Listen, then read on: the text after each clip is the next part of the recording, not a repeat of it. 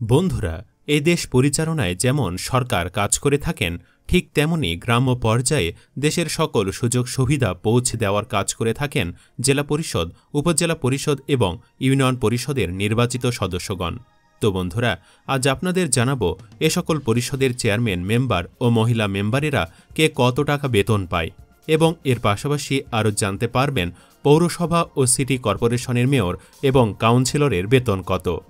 ভিডিওটি শুরু করার পূর্বে অনুরোধ রইল ভিডিওটিতে একটি লাইক দিয়ে শুরু থেকে শেষ পর্যন্ত দেখবেন।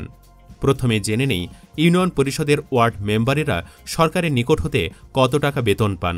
একজন ইউনিয়ন পরিষদের ওয়ার্ড মেম্বার সরকারের নিকট হতে ভাতা হিসেবে ৩,৬০০ টাকা পেয়ে থাকেন এবং ইউনিয়ন পরিষদ থেকে পান ৪,৪০০ টাকা। সব মিলে একজন ওয়ার্ড মেম্বার মাসিক ৮,০০০ টাকা বেতন পেয়ে থাকেন। মহিলা মেম্বার। ইউনিয়ন পরিষদের মহিলা সদস্যরা সাধারণত ভাইস চেয়ারম্যান হিসেবেই পরিচিত। এসব মহিলা সদস্যরা একজন ওয়ার্ড মেম্বারের মতোই সরকারের নিকট হতে ৩,৬০০ টাকা এবং ইউনিয়ন পরিষদ হতে ৪,৪০০ টাকা ভাতা পেয়ে থাকেন। চেয়ারম্যান। মূলত চেয়ারম্যান কাঠামো ৩ ভাগে বিভক্ত: ইউনিয়ন পরিষদের চেয়ারম্যান, উপজেলা পরিষদের চেয়ারম্যান এবং জেলা পরিষদের চেয়ারম্যান। ইউনিয়ন পরিষদের চেয়ারম্যান। ইউনিয়ন পরিষদের চেয়ারম্যান কত টাকা বেতন পান, এমন প্রশ্ন অনেকের মনেই জাগে। একজন ইউনিয়ন পরিষদের চেয়ারম্যান সরকারের নিকট হতে পান ৪,৫০০ টাকা এবং ইউনিয়ন পরিষদ হতে পান ৫,৫০০ টাকা। সব মিলে একজন ইউনিয়ন পরিষদের চেয়ারম্যান মাসিক ভাতা হিসেবে পান ১০,০০০ টাকা। উপজেলা পরিষদের চেয়ারম্যান। উপজেলা পরিষদের চেয়ারম্যান বেতন হিসেবে কত টাকাই বা পান, আর কিভাবে গাড়ি নিয়ে চলাফেরা করেন।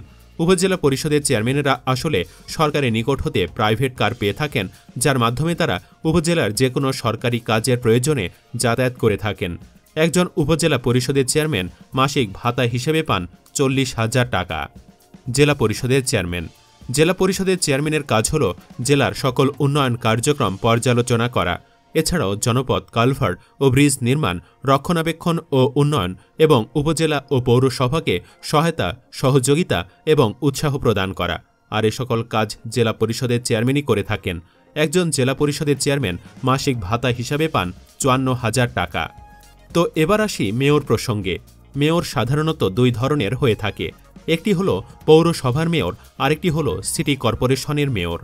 পৌরসভার মেয়র। একজন পৌরসভার মেয়র বেতন হিসাবে পান ২৪,০০০ টাকা। তবে প্রসঙ্গত এখানে জানিয়ে রাখি, পৌরসভা সাধারণত ৩ ভাগে বিভক্ত। একটি হল ক শ্রেণীর পৌরসভা, আরেকটি হল খ শ্রেণীর পৌরসভা এবং অন্যটি হল গ শ্রেণীর পৌরসভা।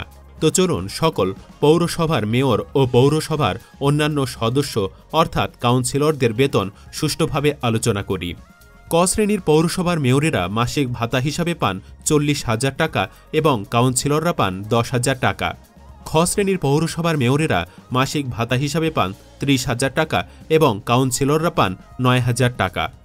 গ শ্রেণীর পৌরসভার মেয়রেরা মাসিক ভাতা হিসাবে পান ২৪,০০০ টাকা এবং কাউন্সিলররা পান ৯,০০০ টাকা।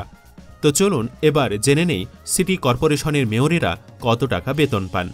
বর্তমানে বাংলাদেশে সিটি কর্পোরেশনের সংখ্যা ১২টি। ১২টি সিটি কর্পোরেশনে মোট ১২ জন মেয়র রয়েছে এবং প্রতিটি সিটি কর্পোরেশনের আয়তন অনুসারে কাউন্সিলর রয়েছে। একজন সিটি কর্পোরেশনের মেয়র সরকারি ভাতা হিসেবে পান ৮৫,০০০ টাকা এবং কাউন্সিলররা ভাতা হিসাবে পান ৩৫,০০০ টাকা। তো বন্ধুরা, বুঝতেই পারতেছেন একজন মেয়র কী কারণে এতটা পাওয়ারফুল হয়ে থাকে। তার বেতনের হিসাবটা দেখলেই বোঝা যায়, যা দেশের জাতীয় সংসদ সদস্যদের বেতনের সমপরিমাণ। এজন্যই তারাও সংসদ সদস্যদের মতো সম্মান ও মর্যাদা পেয়ে থাকেন। তো বন্ধুরা, আজকের ভিডিওটি এখানেই শেষ করছি। ভিডিওটি কেমন লাগলো অবশ্যই কমেন্টের মাধ্যমে জানিয়ে দিন এবং এমন তথ্যবহুল ভিডিও পেতে চ্যানেলটি সাবস্ক্রাইব করে বেল আইকনটি বাজিয়ে রাখুন। ধন্যবাদ।